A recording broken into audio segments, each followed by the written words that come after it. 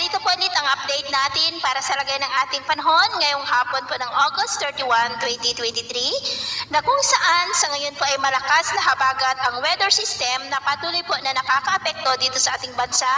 na patuloy pa rin po na hinahatak ng tatlong magkakasunod na bagyo sa loob at labas ng ating area of responsibility. Ang tatlong bagyong ito na sina Goring, Hana at Pogi ay hindi naman po inaasahan na direktang makakaapekto sa ating bansa dahil kumikilos na po lahat sila palayo. Si Goring ay nagbabanta na tatama po dyan sa may Hong Kong at Macau bukas ng gabi hanggang Sabado ng umaga. Si Hana naman ay nagbabanta naman na mag-landfall sa darating na linggo dyan po sa may Taiwan, at ang bagyong si Kirogi naman ay kikilos po yan pataas. Malakas po na habagat ang ating paghandaan hanggang next week, unang linggo ng Setyembre, at sa ikalawang linggo po ng susunod na buwan ay unti-unti na po nadadaloy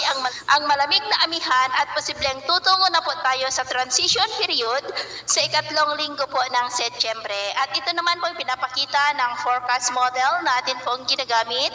hanggang po sa susunod na 2 linggo.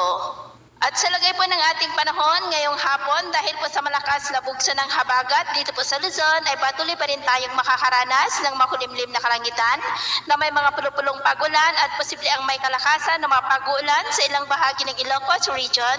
Cordillera, ilang bahagi ng Cagayan Valley, Central Luzon, Metro Manila, ilang bahagi ng Calabarzon, Mimaropa, lalo na po dyan sa may Mindoro Provinces, ilang bahagi ng Bicol Region, ilang bahagi ng Panay Island, Negros, Zamboanga Peninsula, at ilang bahagi po ng Caraga at Davao Region na posible pa rin na magtuloy-tuloy ang mga isolated rains hanggang mamayang gabi, lalo na po sa western section ng Luzon at Caraga. Kaya mag-ingat po tayo dahil posible pa rin ang mga banta ng mga pagbaha at pagguho ng lupa, lalo na at posible ang may kalakasan pa rin ng mga pag-uulan sa ilang mga lugar. Sa atin namang mga baybayin, iwasan po muna natin ang papalaot sa mga seaboard po ng extreme northern Luzon, pababa po sa seaboard ng Ilocos Norte hanggang po dyan sa may Palawan, dahil ang mga alon po dyan ay posibleng aabot hanggang po sa 2 to 3.5 meters height. Kaya iwasan muna natin ang papalaot dyan sa mga may kulay pula para po mas makaiwas sa mga sakunang pangkaragatan. So